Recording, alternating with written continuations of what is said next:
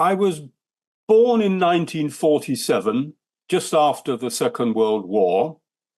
This cast a shadow over my early childhood and its physical environs.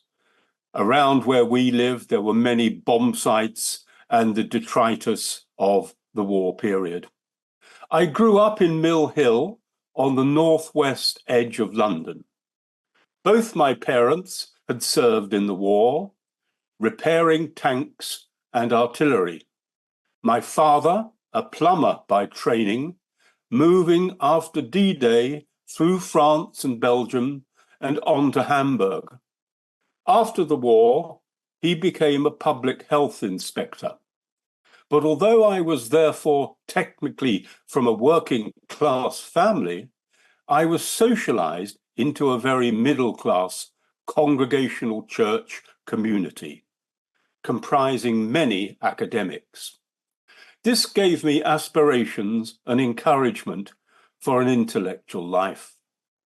Those around me included Cyril Phillips, a historian of the English East India Company, who went on to become Vice-Chancellor of the University of London.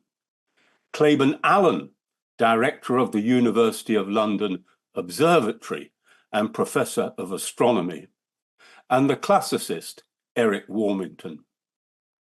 Moreover, one of my mother's younger sisters had become a missionary in what was then Rhodesia, eventually becoming head of the education department of the new University of Zimbabwe, having translated many of the books on the curriculum, including her own, into Ndebele. Growing up through the church and its affiliated scouting group, I met boys who were all destined for higher education, usually in medicine, and who talked amongst themselves about the new discoveries being reported in magazines such as The New Scientist and The Scientific American. I wanted to share in this future.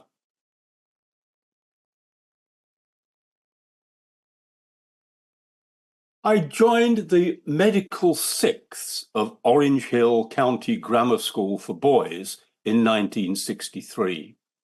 But my developing passion for museums, time spent in public libraries, human evolution, and involvement with a local archaeology society was already propelling me towards anthropology, or at least what I thought anthropology to be at that time. I was eventually invited for interviews at University College London, UCL, and the London School of Economics, LSE. At the first, I was interviewed by Darrell Ford and Mary Douglas, amongst others, but they didn't accept me. I did better at the LSE, where I was interviewed by Lucy Mayer, Morris Friedman, and Isaac Shapira, and they accepted me. I was at the LSE from 1964 to 1968 as an undergraduate, but registered for a rather old degree in anthropology, which also took me as an intercollegiate student to UCL, SOAS, that's the School of Oriental and African Studies, and the Institute of Archaeology. I enjoyed the stimulation that this wide program offered and the intellectual connections it established. Even then, I was attracted by what the Americans call the four-field focus, and what has more recently been theorized as holistic anthropology. This cross-institutional arrangement also afforded me the vicarious pleasure, for example, of being taught by the archaeologist Max Mallowan, the husband of Agatha Christie. LSE and UCL were completely different kinds of institution in both their ethos and their architecture. By the time I graduated in 1968, I had a fair idea of what I wanted to do, to realize my growing interest in environmental issues and to work in Eastern Indonesia on the subject of the ecology of shifting or swidden cultivation. The geographic location was a reaction to exposure as an undergraduate in London to a surfeit of what I considered at that time to be the dry as dust ethnography of sub-Saharan Africa and all the colonial associations and assumptions in which this was embedded. Instead, I was curious to encounter ethnographies from a part of the world that had not been within the British Empire, and especially the challenge of working at the front line between the cultural regions of Southeast Asia and Melanesia. I was duly accepted onto the LSE PhD program with Anthony Forge, Maurice Friedman, and James Woodburn as my supervisors.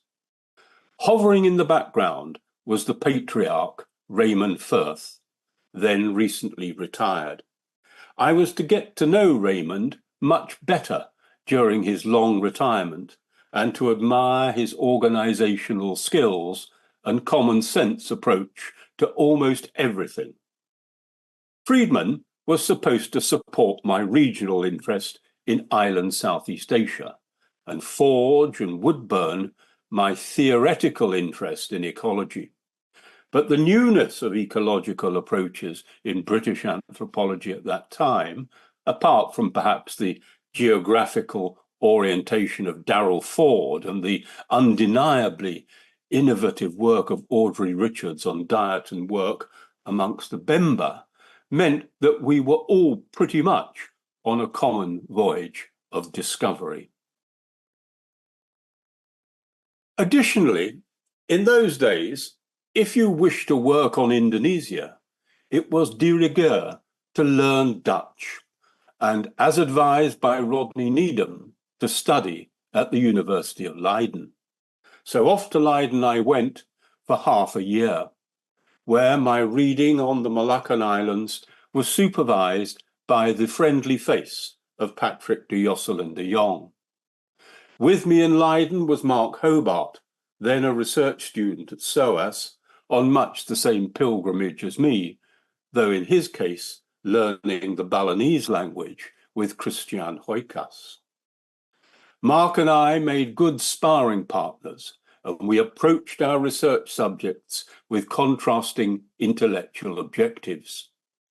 This may have been reflected in his promotion of Clifford Geertz in our convivial arguments and by my defense of Marshall Salins. Though I was later to warm to Geertz, though in his Weberian rather than his postmodern guise, and to prefer the Salins of Stone Age economics and his early work on cultural evolution than his structuralism and deconstructionism that followed his period in Paris. In December 1969, I embarked for Indonesia, destined for the island of Seram, with some knowledge of the Indonesian language and of the Dutch anthropological tradition, and a theoretical interest in shifting cultivation. Beyond that, there was pretty much a black hole. That's it.